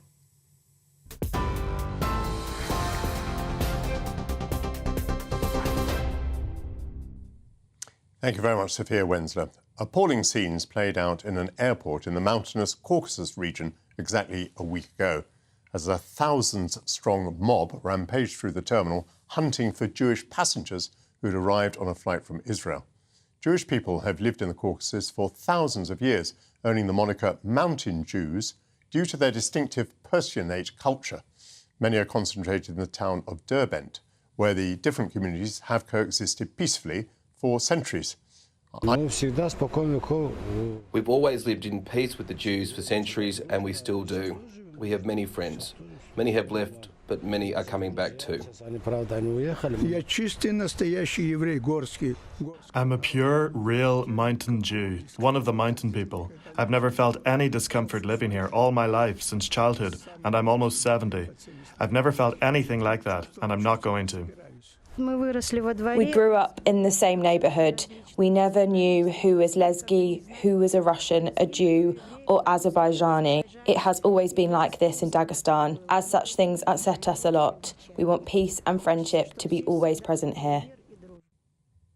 I'm joined now by Rabbi Shneur Segal, who is the Chief Rabbi of Azerbaijan. Chief Rabbi, welcome very much to GB News. Thank you for coming on today. Tell us a bit about this community. We say that the Jewish community there is centuries old. Can you tell us, is it fairly stable? Are the numbers reducing? Are they increasing? Okay. First of all, thank you for having me. It's a great pleasure. Jews live in the Caucasus since the destruction of the Second Temple. That's almost 2,000 years ago. And the Jewish community was always prospering in the region. I live in Azerbaijan. Azerbaijan is part of the Caucasus, and here, Jewish community is pretty big today. We assume that there's about 25,000 Jews still live in Azerbaijan, but I think that this is the biggest majority of Jewish community in all Caucasus regions. How is the community faring? Have you been losing Jews? Have Jews been emigrating, or has the population been increasing in recent years? So this is part of the all past Soviet countries since 1990. Most Jewish community in all this region is decreasing. People are moving out. People are immigrating to Israel, to Europe, to Germany, to the United States. There was always immigration. I would say since the collapse of the Soviet regime, there is a big immigration to Israel from all over the Soviet countries, and same also from the Caucasus. So the Jewish community is shrinking, is becoming smaller, but not for the reasons that we had last week in Dagestan. Not because just people were looking for better opportunities. People were looking to live in countries that have more possibilities, with more financial abilities, etc. And that's why people moved out. How do you explain what did happen last week in Dagestan? This seems to have come out of a clear blue sky. You know, it's hard to explain it. I think that I must say that I live in a different place. Azerbaijan, it's not the same, and I'm walking in the street like with this outfit today, quiet, not even worrying. But I guess that there is anti-Semitism always. It's something that was. It's always there somewhere, and I guess in Dagestan it came out in a very, very unexpected way, very surprising in those Jews who lived there in the past and always said that they lived very good with their neighbors and they had always normal relations. Even though the Jewish community, as I understand today, in Dagestan is very small. It's few hundred people. Much less than it used to be, but it's really very. These pictures are really not pleasant to watch and not very comfortable. Rabbi, I understand, of course, that you live across the border, but can you comment on what was the response of the authorities to those scenes? Was it a satisfactory response? Did they turn up to break up the demonstrations and to protect Jewish people? So let me first of all, if you're talking about where I live in Azerbaijan, basically we never see these kind of scenes, and we have really very good relations with the Muslim community. Not only Jews, Muslim, Christians here. We had not too long ago a visitor from England. The head of the Church of England, Archbishop Justin Welby, was here, and I had a big honor to meet with him as well. And we met together, and I was telling him that here in Baku, it's not a joke to say that a rabbi, a bishop, and a imam are meeting. It's not a beginning of a joke. It's a reality of life, and we do feel this way, and we feel very safe. As I understand, the measures were taken there by the government to make sure that the Jewish community will feel more safe. I spoke to the rabbi in that region. He told me that things are getting better. They security is around them, in touch with them, and try to give them the best assistance to feel very comfortable. But we didn't face it. We in Baku, in Azerbaijan, we did not face these kind of scenes and not this kind of situation. Obviously, we have, in any case, we have added to our security system to make it a little bit more stronger, to make sure everything is good, because we have to be very safe. We have to make sure that everything is safe for the community, for people to feel comfortable to come to the synagogue, for people to feel comfortable to attend the Jewish school and everything, etc. And thank God we have very, very good feedback from the local authorities, caring about anything that just. I was telling them that it's not even a matter of security now; it's a matter of people to feel good, and that's what we asked to add more scene, and they were right away ready to do so. And thank God we are continuing working and trying.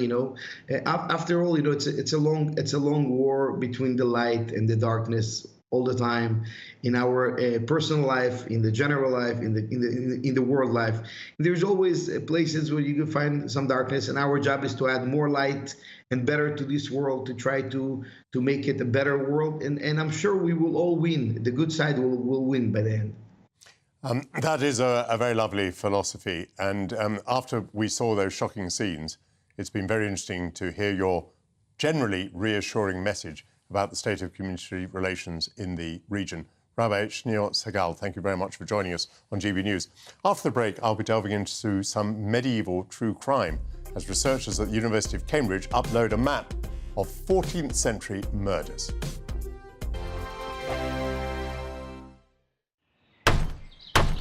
Who is it? We're here for the show. More energy this time! Welcome to the Dinosaur Hour. I was married to a therapist. And you survived? I thought we were getting Hugh Laurie. Second best. You interviewed Saddam Hussein. What's that like? I was terrified. I'm playing strip poker with these three. Oh! No, thank you. My CDs need to be put in alphabetical order. Are you going to be problematic again? The Dinosaur Hour. Sundays at 9 on GB News. What you get for breakfast is something that, if we do our jobs right, you will wake up to news that you didn't know the night before. It's a conversation. It's not just me and Eamon. We want to get to know you, and we want you to get to know us. From 6 is Breakfast with Eamon and Isabel. Monday to Thursdays on GB News. Britain's news channel. People in Britain, they love free speech, but they also love fair play. I don't care if I'm speaking somebody from a trade union, from the Labour Party, somebody from the SNP. And I think the viewers like to see that actually we can challenge one another, but in a positive way. We think we ask the questions that people want to ask, and often we ask the questions that we wanted to ask in Parliament but never got the chance to ask. So join us every Saturday, 10 a.m. till noon on GB News, Britain's news channel.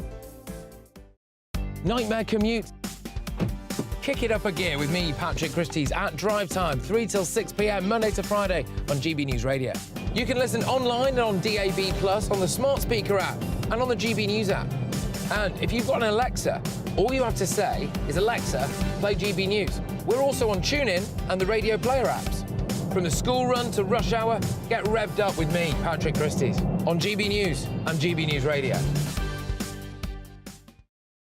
Tired of the usual focus-tested, pre-prepared Westminster runaround? Well, so am I. So you want higher taxes? Is your department to blame for this? Are you rethinking this policy? Every Sunday at 9:30, I'll be sitting down with those in power to get the truth about the issues affecting you.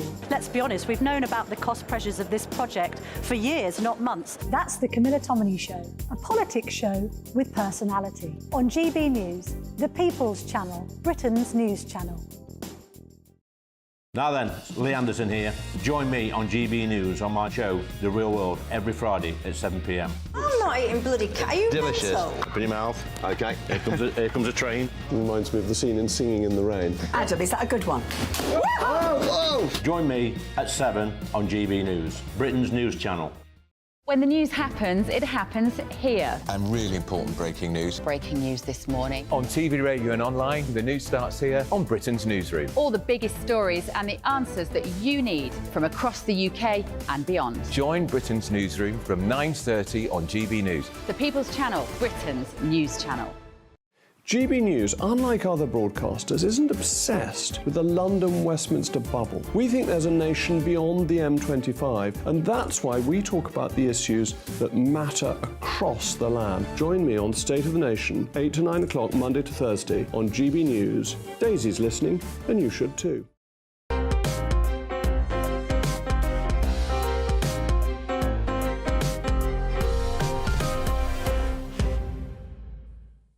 Welcome back. If a homicide detective had existed in the 1300s, the case files might read something like this. Spice merchant stabs fruiterer over old enmity. Man murdered in feud between saddlers and goldsmiths' guilds. And vicious attack for dropping eel skins outside a shop. These are three of many records that you can find in the medieval murder map. It's an interactive map created by researchers at the University of Cambridge, which documents 14th century true crime. In the process, it reveals with fascinating intimacy the lives of medieval citizens of London, York and Oxford. Criminologist Professor Manuel Eisner is the man behind the project, and he joins me now. Welcome to GB News, and thank you for being with us on a Sunday lunchtime. Absolutely fascinating. First of all, do you get the impression that those cities were pretty murderous places in the 14th century? Was the murder rate a great deal higher than today, do you think? Yes, the murder rate was quite a bit higher than today. Broadly speaking, in York and London, about 20 times higher than they would be today. In Oxford, the murder rate was about 100 times higher than it would be today. So Oxford, among the three cities that we looked at, was by quite a long margin the most violent city that we looked at. What is your source material? How do you know about these murders? Well, England in the late Middle Ages had quite a unique system of investigating violent deaths. This was due to the system of the coroner. When a dead body was discovered, the coroner would be called to the place where the dead body was found. The coroner would then call together a jury of men, and that jury would investigate the case. The clerk of the coroner would write down the notes, and then these notes would be translated into a shortened version that became the document for a later trial and something that was recorded by the king. And these records have survived for quite a few places. And these are the unique documents that we are analysing. Yes, it's fantastic how good record keeping has been for a very long period of time. You mentioned justice there. Do you have any evidence as to how many of these murders were solved and someone brought to justice? Presumably justice in those days clearly meant capital punishment. Yes. One needs to make a distinction. One is whether a suspect was named, and the suspect was almost always named. And at the other end, as you rightly say, we know a little bit about the proportion of those who were eventually convicted, which invariably meant death penalty. And that was about 5% of those who were named as suspects. What happened in between? It's not the case that just everybody got away with nothing. So quite a few people, well, first of all, you had to flee if you had committed a crime, and that in itself was quite a dramatic event because you were no longer under the protection of the law. Secondly, you could try to seek sanctuary, and if you sought sanctuary, you could try to abandon the realm, so go out of the country, usually via Dover. So there was a number of different ways that you ended up experiencing a penalty, a punishment, which was not the official conviction by a court. What do we discover about medieval life in general? I mean, the common life of the common person day to day, what have you discovered about that? I think one of the big differences that we see through these records is that a large number of men feel an obligation to intervene to maintain order and justice. And sometimes these cases go wrong, they end up with a murder, and then they are visible in our documents. So just to give you an example, you might have, or two examples, you might have two young men who try to get apples from an apple seller, from a street seller, and they don't want to pay. A bystander intervenes and says, well, you can't do this is not fair. And a row emerges, and in the end, because everybody is armed, one person gets killed. Another example would be a porter along the Thames, and there is an esquire who rides on a horse, almost injures a woman with a baby on her arms. The porter tells the esquire off. The esquire draws his sword and kills the porter. You make a very good point that in those days nearly everyone was armed. It kind of takes us back to the matter of gun control in the United States. I believe you've been overwhelmed by interest in this subject. I won't ask you to go into that, but may I congratulate you on your work, which has indeed aroused a great deal of interest. Professor Manuel Eisner. Well, Emily Carver will be taking over in a few minutes, and she's with me now. Emily, what lines are you going to pursue today? Well, we're going to be going straight to Mark White at the top of the show to get the very latest. There have been a number of significant developments in the Israel-Gaza war, so we'll be going to him. An interesting one, very controversial one. Benjamin Netanyahu, of course, the Prime Minister of Israel, has had to discipline one of his junior members of the government for suggesting that nuclear could be an option on the table. So he's been disciplined very strongly. So we'll be talking to Mark White about that. And also Boris Johnson is making a surprise trip to Israel with the Australian Prime Minister. So that'll be very interesting indeed to discuss. Former Australian Prime Minister. Former Australian Prime Minister, excuse me, Scott Morrison. And we'll also be going to Nick Buckley, who is a charity owner, and we'll be discussing Suella Braverman's quite controversial comments about tents and people who live in them, suggesting that it is a lifestyle choice. So is that harsh, or is she right to want to clamp down on tents in our urban areas? One of the things I want to get into in a future show is what's going on in internal Israeli politics, because that's a piece we don't look at very often here. And I thought that this junior minister who'd stepped way out of line was a little bit of an insight into the contentious nature of all of this within Israel. Also, I don't know whether you share my astonishment that Boris Johnson, who is not even a member of Parliament, is now touring the Israel Defence Forces. Yes, is that appropriate? But we're also going to be getting an update from Colonel Richard Kemp on what's going on in Ukraine and the counter-offensive there. He's written a column in the last couple of days about it, so we'll be discussing that. Emily will be here at 1 o'clock. Well, that's the end of my show. I will be back next week. In the meantime, I hope you have a simply wonderful Sunday, and thank you for watching. Bye-bye.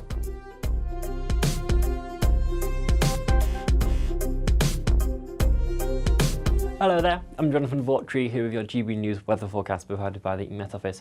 Generally, east is best for any bonfire night celebrations you're attending this evening. Eastern areas will hold on to largely dry conditions and clear intervals throughout. But in the west, we do have some showers to watch out for, particular focus across parts of northwest England. They'll be around the Bristol Channel Way as well.